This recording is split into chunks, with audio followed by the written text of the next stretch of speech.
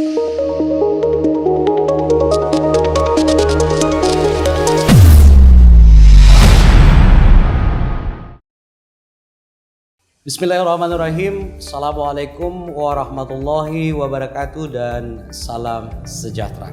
Kembali bersama saya Subhan Yusuf di channel Rakyatku TV.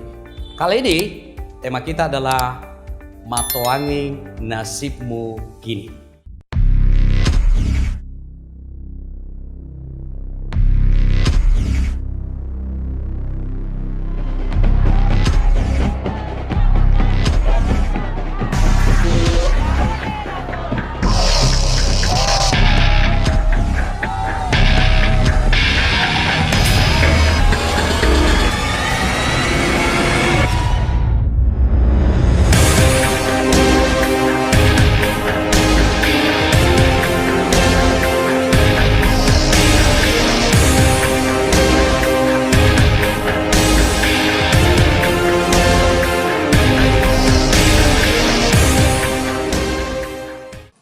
Bismillahirrahmanirrahim. Assalamualaikum warahmatullahi wabarakatuh dan salam sejahtera.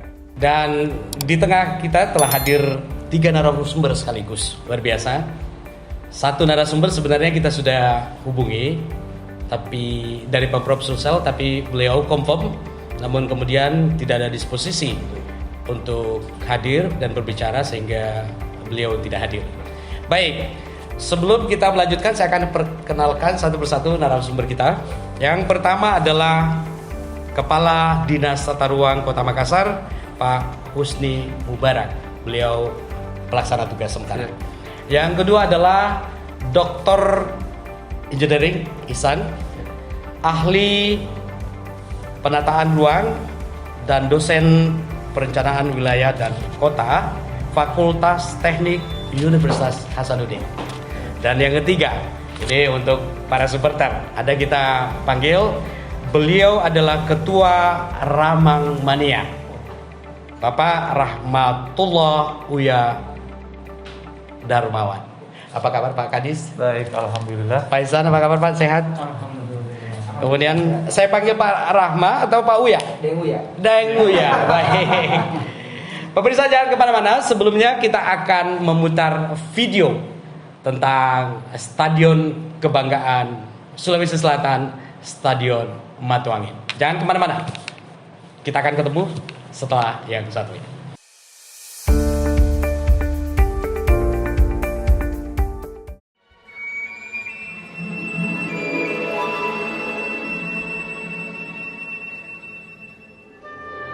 Lionel Jacqueline lakukan yang kita lihat, gol!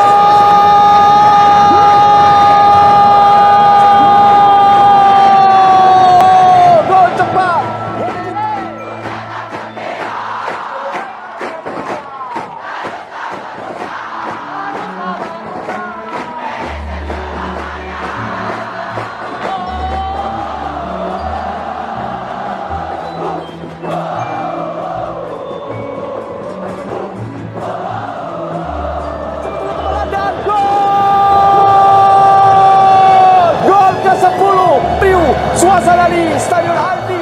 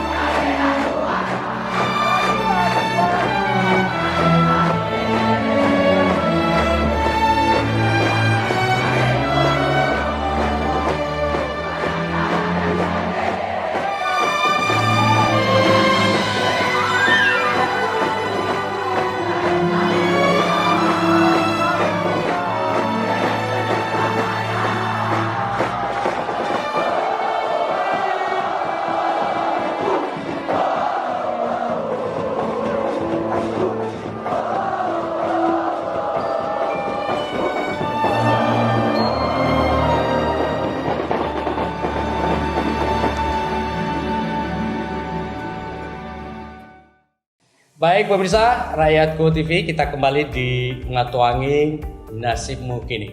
Saya sebenarnya mau sedikit ceritakan soal Matuanging. Kata ini dari kata Makassar ya, dari dua kata yaitu mato, matoa dan angin. Ya ini itu dulu katanya orang sering kalau mau berlayar lihat angin dulu, ya arah angin. Jadi makanya disebut nama Matuanging. Stadion Kebanggaan Sulawesi Selatan ini 2 kali berganti nama.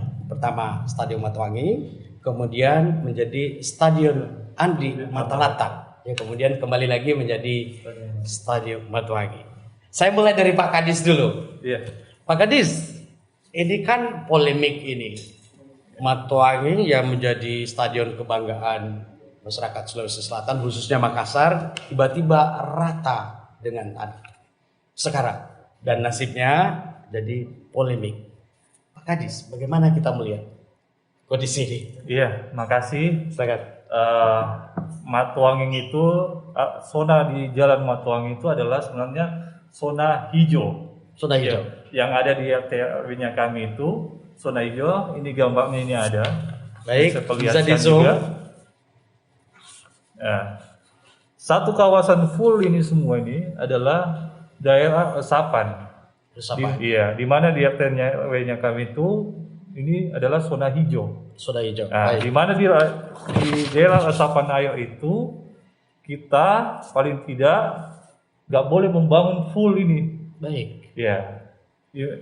Jadi sebenarnya pemerintah kota kemarin juga Pak Wali sudah memberikan statement bahwa kami sebenarnya tidak bisa, kita tidak menolak juga pembangunan stadion itu, baik. tapi disesuaikan berapa kapasitas yang kemarin ya, baik. disesuaikan kapasitas. Pemirsa saya potong dulu. Ya. Sebagai catatan, Wali Kota Makassar Dani Pumanto tidak mempersoalkan proses pembangunan Stadion Matuanging. Iya. Hanya mungkin jumlah kapasitasnya itu berapa ya Pak Kadis ya? Iya. Silakan lanjut. Iya. Jadi beliau sudah mengarahkan kemarin ada juga pertemuan sama teman-teman supporter Dari PSM ya. tadi malam kejadiannya. Tadi malam Baik. ya. Beliau sudah mengarahkan bahwa ayo kita bangun. Ini kota saya, pasti saya inginkan ada stadion juga. Baik. Tapi kapasitasnya harus sesuai dong. Ya. Yang apalagi zona hijau ini ya. Di zona ini di hijau ini apalagi kalau kita mau bangun sampai 40.000 habislah ini nanti. Benar. Daerah resapan itu. Betul. Ya, itu yang beliau sangat ini. Ya, ini pointernya ya. Iya. Baik. Lanjut, saya ke Pak Isan. Ini Pak Isan ini sebenarnya prosesnya bagaimana? Ini ahli tata ruang nih. Bisa barangkali dijelaskan. Kan kemarin maunya Pak Prof Nurdin Abdullah itu kalau saya tidak salah 40 sampai 60 ribu. Yang kemudian menjadi polemik karena seperti yang dijelaskan Pak Kadis tadi, kondisinya tidak memungkinkan. Kalau Pak Isan sendiri, Pak Dr. Isan gimana melihatnya? Silakan. Iya, baik. Terima kasih. Jadi sebenarnya tidak ada, saya mulai dari awal dulu bahwa tidak ada satupun mungkin warga Kota Makassar yang tidak menghendaki PSM itu tidak punya stadion. Baik, saya potong dulu betul. Pemirsa, saya mau sampaikan, kita sepakat tidak satupun warga Makassar yang tidak mau PSM tidak punya ide ya, punya tempat. Kita prihatin juga Pak. Sekarang PSM itu jadi klub musafir loh. Kita juga tidak mau seperti itu kan. Iya. Nah, lanjutkan. Kita perlu stressing. Iya, keberadaan Stadion Matuanging. Baik. Kalau dia akan menjadi home base PSM, Baik. itu akan menjadi sebuah destinasi, sebuah tujuan. Sepakat. Jadi pergerakan orang ke Matuanging itu tidak hanya untuk karena ada liga, Betul. tidak bergerak itu karena ada pertandingan, Ini yang tapi menarik. orang bergerak ke Matuanging itu karena di situ kita bisa, kalau jadi home base, Ya. kita akan bertemu dengan PSM, Baik. pemain-pemain PSM, kita Ya. akan foto bareng dengan PSM. Ada souvenirnya. Ada souvenirnya, ketika masuk ke situ kita belanja, kita beli baju kaos, kita beli dan Smart seterusnya. ID. Betul. Sehingga nanti dengan keberadaan home base nanti itu bisa meningkatkan income. Jadi perputaran ekonomi karena home base yang tadi. Ya, Iya. biasa. Jadi sekali lagi bahwa dari beberapa teman kita sepakat bahwa kita tetap support untuk Stadion Matuanging untuk tetap dikembangkan. Baik. Cuman dari beberapa pertimbangan yang ada, tadi saya menambahkan dari Pak Kadis terkait dari Perda Tata Ruang. Jadi sebenarnya kita sudah punya Perda Tata Ruang Kota Makassar, RT/RW Kota Makassar yang berakhir pada tahun 2034. Itu masih merekomendasikan Stadion Matoangin itu untuk skala bagian wilayah kota. Jadi bagian wilayah kota itu ada 2 kecamatan, kemudian ada 1 stadionnya. Jadi ini skala bagian wilayah kota. Sehingga kalau skala bagian wilayah kota disampaikan di situ bahwa salah satu fungsinya adalah sebagai prasarana olahraga. Jadi sebenarnya Stadion Matoangin tidak melanggar RT/RW. Tidak melanggar RT/RW. Saat ini ya. Ketika akan dikembangkan menjadi stadion dengan kapasitas 40.000, ketika akan dikembangkan menjadi stadion liga, ketika akan dikembangkan menjadi stadion kompetisi berskala FIFA, itu tentunya akan menambah beban ruang yang tadi. Yang tadinya ruangnya hanya untuk 2 wilayah kecamatan, sekarang karena ini dari 15.000 meningkat menjadi 40.000, otomatis ruang yang tadinya skala kecil itu berubah menjadi skala besar. Betul. Saya sebelum masuk ke yang ini, saya juga ingin menjelaskan bahwa kita punya di kota di hampir seluruh tata ruang itu mengenal bahwa ada ruang administrasi wilayah kelurahan, wilayah kecamatan, wilayah kota, wilayah provinsi, wilayah nasional. Kita kenal ada skala, kalau perbelanjaan ada skala warung kecil. Kemudian ada skala supermarket, ada skala pasar, ada skala pasar sentral, dan kemudian ada skala pasar yang besar. Betul. Itu berarti terhierarki. Pasar kecil yang tadi ini, warung yang kecil itu luasnya kecil karena dia berada di lingkungan. Kemudian naik sedikit dia berada di kelurahan, dia agak sedikit besar dan seterusnya. Besarnya itu sesuai dengan skala wilayah pelayanan. Ketika kita ingin mengangkat stadion ini ke dalam skala 40.000, otomatis loncatannya dari skala kecamatan itu meloncat ke skala provinsi atau skala yang lebih besar. Berarti daya dukung yang ada ini sudah tidak mampu menambah beban. Ya, kalau kita lihat kategori ini berarti satu peningkatan kapasitas itu akan merubah struktur ruang. Yang tadinya struktur ruang ini wilayah kecamatan akhirnya berubah menjadi skala besar. Sehingga tadi saya coba berikan gambaran, kalau kita punya organ tubuh jantung kemudian kita letakkan di pipa kapiler, pasti tidak bisa bergerak. Harusnya jantung duduk di arteri. Ketika stadion skala 15.000 duduk pada skala kapiler memang tepat. Tapi ketika dinaikkan menjadi 40.000 itu harus diletakkan pada skala jalan yang lebih besar. Betul sekali. Artinya kalau dia ingin dikembangkan menjadi 40.000, berarti terjadi perubahan struktur ruang.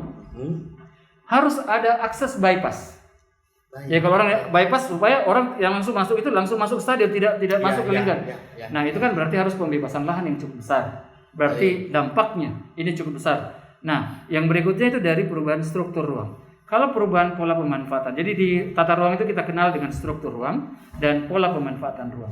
Pola pemanfaatan ruang ini land use, ada yang dinamakan kawasan lindung, ada yang dinamakan kawasan pendidikan, ada yang dinamakan kawasan olahraga, dan seterusnya. Ketika stadion ini berkembang menjadi 40.000, berarti kawasan ini otomatis tadi seperti disampaikan oleh Pak Kadis bahwa yang hijau tadi sebenarnya di RT/RW ini kawasan stadion itu adalah kawasan lindung. Kawasan lindung itu kalau kita rubah saja sedikit harus butuh di mana diganti. Dia tidak bisa berkurang. Kita punya RTH Kota Makassar saja itu masih di bawah standar undang-undang yang ada 30%. Jadi tidak bisa. Kalau stadion ini mengokupasi ruang terbuka yang ada pengembangannya, pasti kalau 40.000 pasti pakai ruang yang hijau yang ada di depannya. Kalau dia okupasi berarti itu melanggar tata ruang. Kita sudah kekurangan RTH dan ini juga ruangnya disyaratkan oleh RTH kawasan lindung, tapi kemudian terjadi perubahan berarti terjadi perubahan ruang. Perubahan ruang ini berarti juga apalagi perubahan pelanggaran tata ruang. Jadi kalau ingin dibangun stadion ini ingin dibangun, itu tetap bisa dibangun, tapi yang ruang hijau yang ada di sekitarnya itu di stadionnya saja dibangun. Tapi ruang yang ada di sekitarnya tetap dipertahankan karena itu existing RTH yang ada. Itu existing ruang resapan air yang ada. Jadi kalau mau bangun 40.000 berarti jangan sentuh yang yang hijau yang ini. Ya. Jangan sentuh yang ada di sekeliling ini. Sentuh yang ini di sini saja, yang ada bangunnya. Baik. Jadi kalau disentuh 40.000 berarti kalau penontonnya nanti lihat stadionnya begini. Kenapa? Karena dia naik terus ke atas, dia tidak mendapatkan fungsi yang maksimal untuk view. Betul sekali. Sehingga memang arahannya kalau 40.000 maka dia akan bergeser ke sana supaya orang menontonnya dengan cara pandang yang baik. Sehingga memang kami dari analisis ke tata ruangan bahwa peningkatan kapasitas ini berdampak kepada perubahan struktur karena tadi dia berada pada jalan kecil, dia berada pada jalan Mapanyuki, kemudian dia berada di jalan Cendrawasih dan berada di jalan stadion yang kecil yang dari akses dari Kakak Tua. Baik. Iya, jalan yang ada itu kalau 40.000, sekarang kita bicara kalau 40.000 ini itu lebih besar jumlahnya dibanding dengan masyarakat yang ada di Jalan Belibis, masyarakat yang ada di Cendrawasih 5 dan masyarakat yang ada di sekitarnya. Sehingga kalau ini keluar bersamaan, karena kalau kompetisi itu masuk bersamaan, keluar bersamaan, macet. Jadi kalau keluar bersamaan pasti dengan satu jalan ini. Betul. Ya, sehingga tadi kemarin disimpulkan oleh Pak Wali, ya kalau memang mau peningkatan kapasitas 15.000 menjadi 20.000, ya syaratnya bypass. Bypassnya itu potong jalan Ratulangi, masuk dari Ratulangi, kemudian berarti harus ada alih fungsi lahan, harus ada pembebasan lahan, pembebasan lahan di Ratulangi supaya melepas yang 20.000 yang kemarin yang saran Pak Dhani itu dilepas, tidak hanya dilepas ke stadion tapi juga dilepas ke Ratulangi, ke jalan yang lebih besar. Itu bypassnya seperti itu, sehingga memang investasi 20.000 itu juga signifikan besar karena tadi ada perubahan lahan. Tapi kalau saya potong, kalau 20.000 itu masih memungkinkan. 20.000 itu kan kalau 15.000 ini sekarang dia cuma elevasinya sekian. Kalau tambah 5.000 kan cuma satu kali lari ini seat yang ada. Tapi kalau 40.000 yang tadinya sekarang begini ditambah 2 kali. Kemudian masih ada 15.000 tambah 5.000 tambah 5.000 yang ada di sini. Berarti 10.000, berarti ini sangat besar. Jadi memang bangkitannya sangat besar. Dari sisi bangkitan yang sangat besar dan bangkitan itu terjadi dalam waktu bersamaan. Yang problem adalah bangkitan terjadi pada waktu yang bersamaan. Kalau bangkitannya terjadi terbagi dalam 24 jam, jadi 10.000 masuk ke jam sekian. Kemudian setelah itu 10.000 lagi kan tidak mungkin. Karena event ini satu kali terselenggara. Berarti yang datang 40.000 satu kali masuk, kemudian 2 jam kemudian 40.000 keluar bersamaan.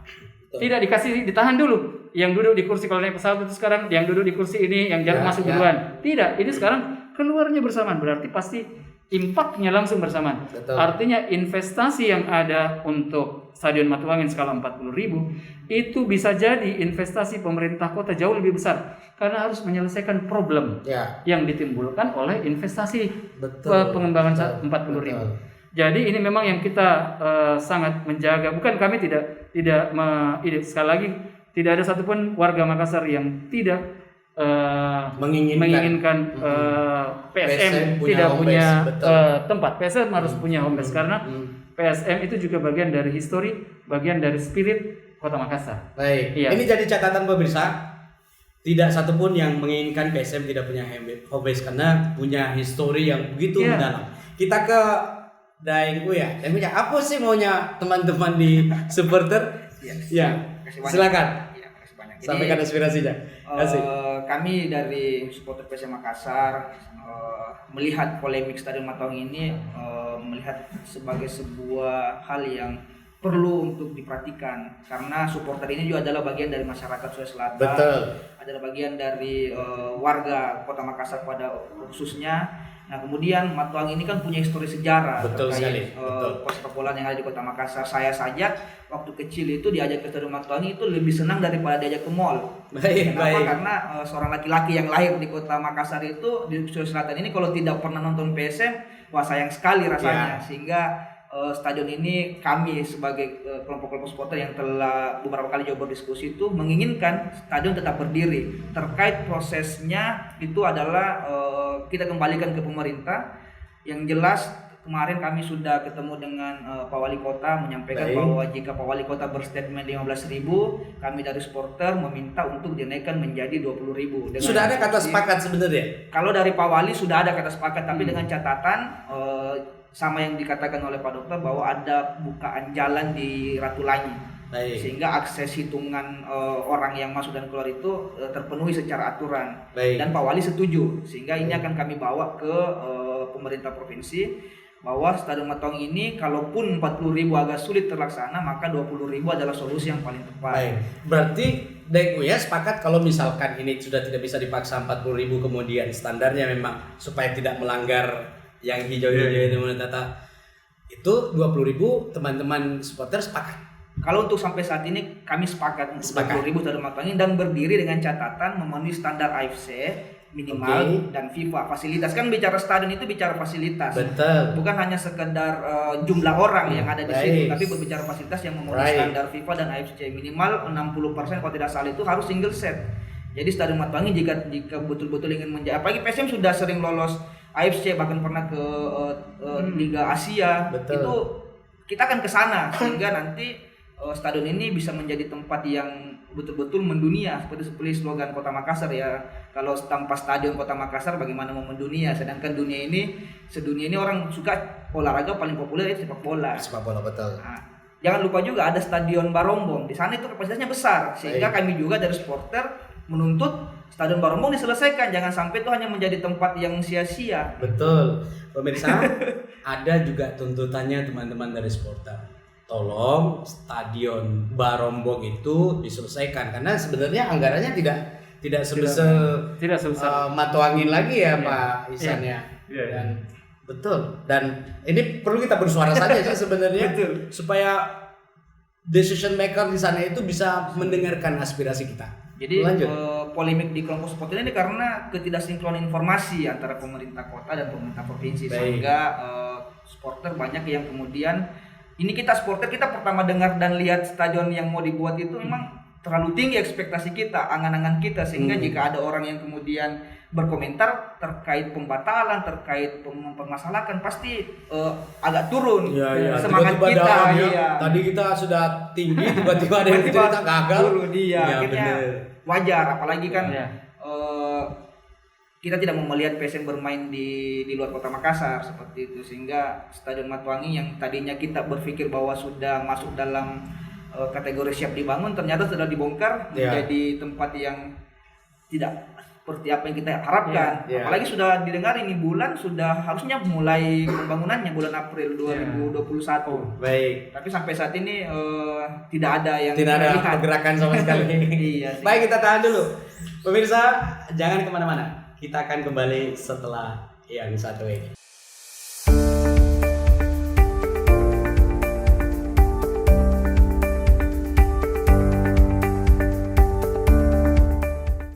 Pemirsa, kembali ke Matwangi Nasibmu Kini. Baik, kita lanjut diskusi kita. Pak Kadis, dengar-dengar kemarin ini pembongkaran Pemkot Makassar tidak dilibatkan ya? Benar kabar itu? Iya. Ya, makasih. Jadi masalah pembongkaran ya memang itu ranahnya memang provinsi. Tapi ketika rencana pembangunan itu, nah itu kawasan memang tanggung jawabnya pemerintah kota, walaupun provinsi yang punya tanah, tapi mau bagaimanapun provinsi kota nanti yang bertanggung jawab. Paling tidak kami dilibatkan dalam hal perencanaan pembangunan. Dan sama sekali tidak pernah dilibatkan, Pak Kadis. Sampai saat ini kami tidak pernah dilibatkan dalam hal itu. Jadi ini banyak miss di sini. Jadi kami, apalagi kan provinsi itu hidupnya kami sebenarnya. Iya, benar.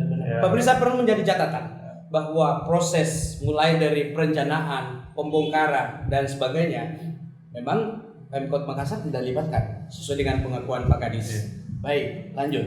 Ya, jadi kami meminta juga, namanya juga ini kan keinginan kita sama-sama pemerintah kan di sini. Kalau memang pimpinan duduk sama-sama memutuskan hal ini yang bijak. Iya, dengan keinginan teman-teman supporter. Apalagi tadi sudah disampaikan Pak Dokter itu PSM itu ya sama dengan sejarahnya kita juga. Stadion Matwangi itu ada juga, apalagi hari ini hari kebudayaan juga, salah satu budaya peninggalan budayanya kita juga yang perlu kita lestarikan. Mungkin itu dari saya, Pak. Baik, Pak Dr. Ihsan Tabe, ini sebenarnya kalau bongkar-bongkar itu ada aturannya kalau tidak salah ya. Iya. Sebelum sesuatu dibongkar, mestinya ada aturannya. Baik. Iya. Tidak membuka sembarangan. Iya, enggak bisa. Bisa dijelaskan sedikit? Iya, baik. Sebelum jawab hal itu, saya ingin memperjelas, ya, seperti yang saya jelaskan sebelumnya bahwa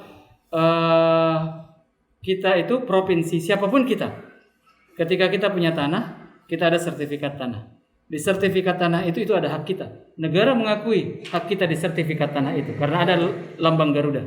Berarti negara hadir ketika kita punya hak terhadap tanah. Tapi diisi dari sertifikat tanah itu hanya menjelaskan batas dan kemudian luas. Tapi tidak menjelaskan kita punya hak untuk membangun. Betul. Kita tidak punya hak untuk, kalau saya punya tanah, saya kan bisa bangun apa saja. Kan tidak bisa begitu karena tidak pernah dijelaskan di dalam sertifikat tanah itu. Ketika kita mau membangun di atasnya, kita minta izin membangun kepada pemerintah kota yang punya kuasa. Ya. Di situ berarti development right itu ada di pemerintah kota.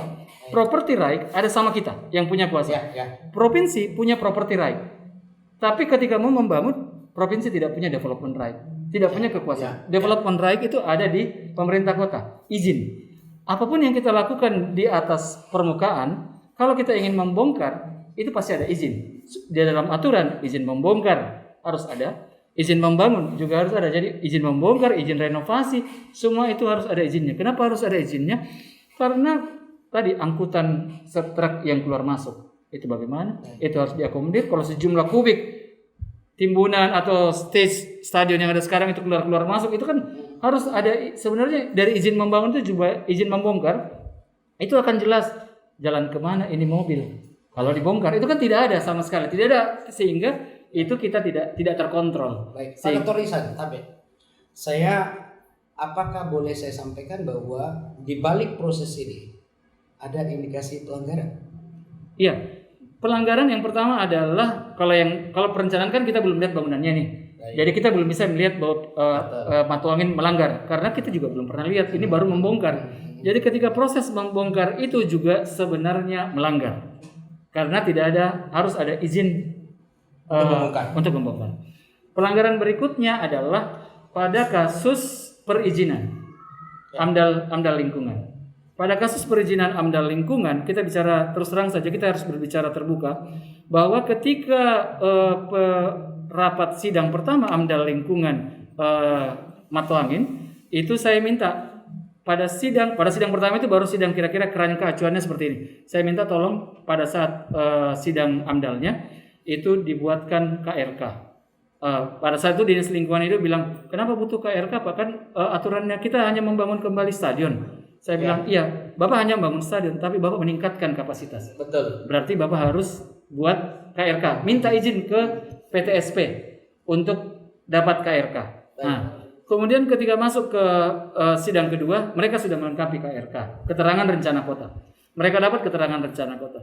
Sebenarnya keterangan rencana kota itu akan lebih mudah hadir kalau ada RDTR, rencana detail tata ruang. Baik. Tapi pemerintah Kota Makassar sampai saat ini belum punya RDTR, rencana detail tata ruang. Baik. Sehingga pihak PTSP itu menerbitkan rencana keterangan rencana kota berdasar asumsi pemahaman terhadap RT/RW. Iya. Sehingga terjadi ketika saya tanyakan format KRK-nya seperti apa yang terjadi, ternyata format KRK-nya itu abu-abu. Apa saja kita mau bikin bisa. Ya. Di situ. Abu-abu. Apa saja kita mau bikin bisa. Kalau lihat baca KRK-nya. Setelah saya baca, Pak, di mana ketinggian bangunannya? Berapa besar yang bisa dibangun? Berapa lebar sempadannya? Berapa apanya? Itu harus jelas di KRK karena kita mau dapat izin. Betul. Nah, dia bilang tidak ada. Padahal di dalam aturan kalau tidak ada RTR, kalau tidak ada RDTR, maka pihak KRK itu akan terbit melalui diskusi, melalui rapat, rapat tim koordinasi penataan ruang atau melibatkan tenaga ahli. Jadi tenaga ahli yang berargumen, oh ya ini bikin begini supaya ini muncul, sehingga itu tidak ada, sehingga yang muncul adalah KRK abu-abu. KRK yang abu-abu inilah dianggap sudah memenuhi persyaratan untuk ditindaklanjuti oleh AMDAL. Jadi AMDAL ini lahir duduk di atas KRK abu-abu. Berarti AMDALnya abu-abu. Karena dia sudah duduk di landasan di tempat duduk abu-abu. Ya. Kalau tempat duduknya jelas, maka amdalnya akan dianalisis dengan jelas. Kenapa? Kita enak. Oh ya, ketinggian bangunannya bisa begini karena ada analisis tenaga ahli. Oh ya, tahu bisa. Jadi apa boleh buat, ini kan sudah ada dokumen expert. Kalau dokumen expert ya kita itu sudah ada kajian, berarti tidak ada masalah. Tapi kalau tidak ada kajian, ini diduduk pada acuan yang tidak memiliki kajian, itu barang. Dan apalagi ini ditandatangani oleh pejabat wali kota. Saya sampaikan ini bermasalah ini. Masalah ini bisa ditangkap, Karena Anda menerbitkan sesuatu yang sebenarnya harusnya ini jelas. Kalau ini jelas, tidak jelas, Anda harus memanggil seluruh expert tenaga ahli untuk mendiskusikan. Bisa tidak 40.000 duduk di atas lahan ini? Tapi tidak ada jawaban itu. Tidak ada jawaban itu bisa atau tidak, jawabannya normatif. Tidak bisa ini, tidak bisa ini, tidak bisa. Oh, kalau ini apa saja bisa bikin Alfamart yang besar juga bisa di situ karena tidak ada alasan.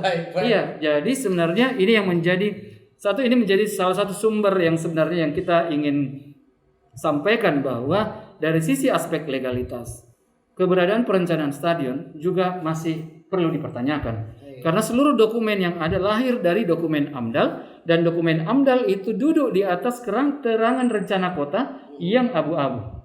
Jadi pasti yang di atasnya ini semua abu-abu, tidak bisa dipakai karena yang di bawahnya ini sudah tidak jelas. Jadi itu yang membuat dari pihak kami beberapa diskusi-diskusi yang ada expert tenaga ahli yang ada atau pakar penataan ruang itu menyampaikan bahwa ini sebenarnya barang yang tidak tepat. Harusnya ini dibereskan dulu, kemudian kita bisa baru melangkah. Karena kalau terjawab dan KRK-nya bilang ini ketinggian sekian, ini bisa sekian, dia bisa menjawab 40.000 bisa. Kita lepas tangan, ya sudah. Ada yang jawaban. Karena ini kan sekarang tidak ada jawaban bahwa bisa 40.000. Ya.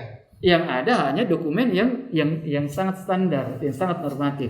Ya, sehingga itulah kemudian karena ini ya tadi pelanggarannya diantaranya itu pelanggaran terkait dengan pelanggaran izin membongkar. Kemudian AMDAL lingkungan duduk di atas keterangan rencana kota yang tidak jelas, dan yang berikutnya lagi adalah sebenarnya ini Stadion Matuangin itu oleh pemerintah kota melalui Dinas Kebudayaan pemerintah Kota Makassar itu telah meregister. Dia telah kasih masuk ke Direktorat Kebudayaan untuk tercatat sebagai cagar budaya. Cuman kalau sudah tercatat cagar budaya artinya jangan dulu dibongkar. Tunggu dulu analisis tim ahli cagar budaya yang kan dia kasih masuk permohonan. Berarti masuk ini antrian. Kalau sudah masuk antrian, pembongkaran harusnya menunggu dulu. Jelas tidak ini, jangan sampai tiba-tiba dibongkar. Ternyata ini sejarah. Karena Stadion Matuangin itu adalah peradaban Kota Makassar, peradaban wilayah timur. Ini bangunan terbesar yang dibangun pada masa itu. Yang belum ada bangunan lain yang besar-besar. Stadion Matuangin yang dibangun pada tahun itu. 1957. Berarti ini sebuah karya bangsa yang paling besar setelah 1957, berarti 12 tahun setelah kemerdekaan. Kemudian di Sulawesi Selatan, di wilayah timur Indonesia ada bangunan besar. Saya belum lahir waktu itu. Iya, artinya ini sejarah peradaban Kota Makassar. Orang melihat, oh dulu itu sejarah Makassar ada Stadion Matuangin. Mana Stadion Matuangin? Tidak ada, hilang sejarahnya. Nah, itu yang sebenarnya telah terregister oleh Dinas Kebudayaan. Berarti pemerintah kota sendiri sudah melakukan upaya untuk meregister, tapi pemerintah kota sendiri mengeluarkan KRK bom.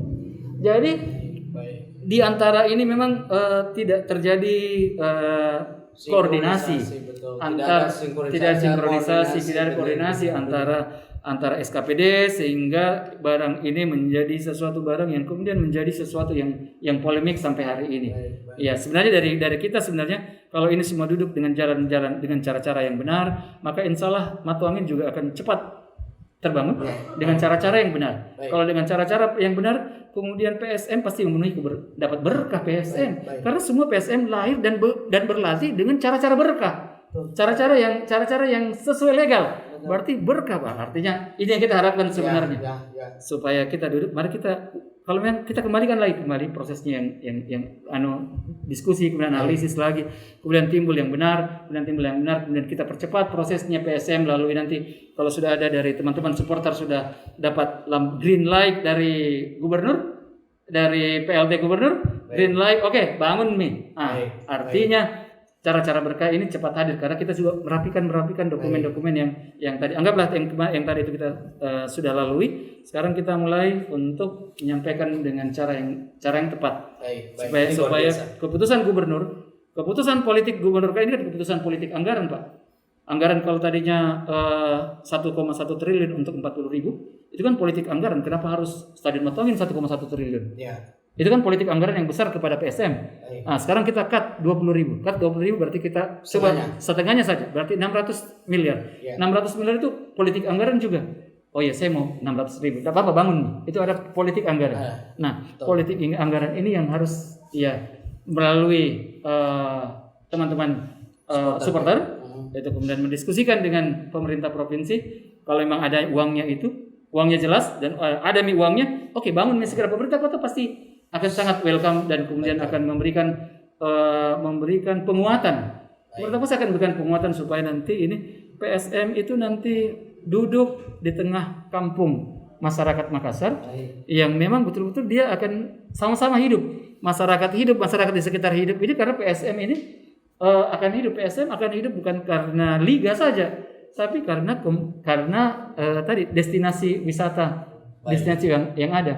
Dan sekali lagi, kalau kita bangun Barombong dengan baik, dengan kita selesaikan Barombong, berarti kalau kita mau pertandingan persahabatan atau pertandingan enggak apa-apa di home base-nya PSM. Kan tuan rumah. Ada orang mau tes PSM. Tes mau di home base-nya. Tapi kalau PSM mau lawan liga, liga Stadion Barombong. Besar Stadion Barombong. Pergi ke Stadion Barombong. Jauh lebih kompleks karena nanti Barombong itu tidak hanya jembatannya tapi itu ada double jembatannya akan kembar. Jadi jangan lihat sekarang. Kalau lihat sekarang memang satu jembatan Barombong.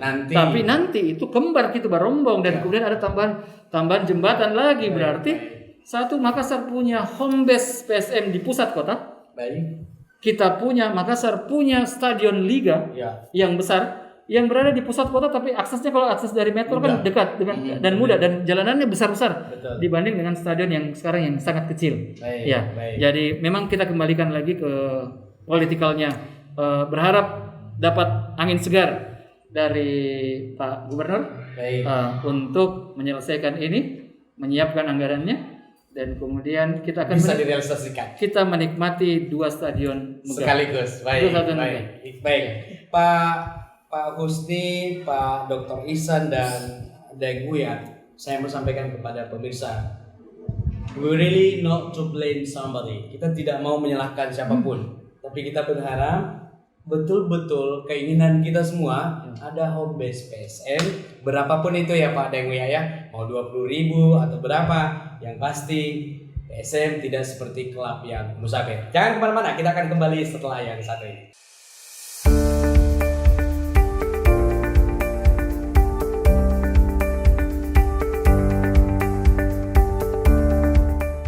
Pemirsa, kembali di Matuangin Nasibmu Kini.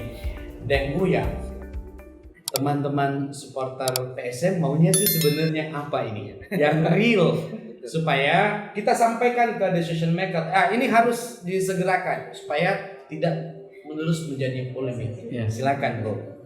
Kalau kami dari kelompok supporter saat ini hanya punya harapan.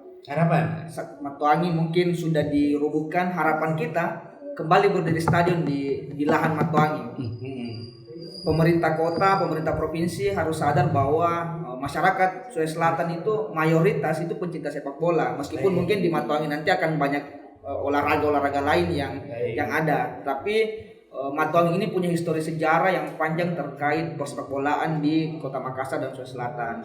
Bagaimana PSM Makassar bisa sampai ke kancah dunia juga berkat lewat Stadion Matuangin. Sehingga kami dari kelompok supporter ini menginginkan sudah pasti Matuangin berdiri menjadi stadion, bukan menjadi taman, bukan menjadi tempat-tempat lain, tapi berdiri menjadi stadion. Terkait kapasitas, harapan kami kalau memang 20.000 itu bisa menjadi jalan tengah, maka itu menjadi solusi. Kami tidak akan memperdebatkan terkait 20.000 atau 40.000, tetapi 20.000 dengan kapasitas yang kualitas dan fasilitas yang memadai terkait AFC dan FIFA. Karena PSM ini sudah sering-sering masuk ke kancah internasional, baik di kancah Asia maupun dunia, sehingga kita tidak lagi mau melihat PSM bermain di kancah Asia, tapi nontonnya di Bogor, nontonnya di Bali atau dan sebagainya. Sehingga harapan kita boleh kehilangan semuanya, tapi kita tidak boleh kehilangan harapan. Supporter saat ini sangat mengharapkan hadirnya Stadion Matuangin dengan segala bentuk historinya, baik dengan lapangan terbaik. Jadi Stadion Matuangin adalah lapangan yang terbaik,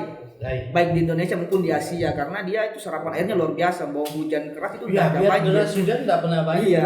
Benar. Dan ini sudah dibongkar, itu sudah dibongkar dan kita hanya terbayang-bayang dengan segala kenangan, baik orang yang suka manjat, baik orang yang beli tiket, baik orang yang sama anaknya datang, baik dengan pacarnya, istrinya dan sebagainya, itu hanya menjadi kenangan. Harapan kami stadion ini terbangun dengan segala Kembali histori, dibangun. dengan segala histori yang ada. Lorong-lorong pemain ini sejarah. Hampir semua pemain-pemain top di Indonesia pernah berdiri di situ, sehingga kalau bisa konsepnya juga bisa sama seperti Matuangin yang dulu, tetapi dengan lebih modern, dengan single set yang 60% sehingga memenuhi standar. Harapan kami stadion ini menjadi perhatian serius pemerintah kota dan pemerintah provinsi untuk tahun ini bahkan tahun depan. Kalaupun tahun ini umpamanya dikatakan anggarannya tidak ada, diharapkan baik juga anggota dewan yang ada di provinsi di kota yang memperjuangkan aspirasi teman-teman supporter. Baik.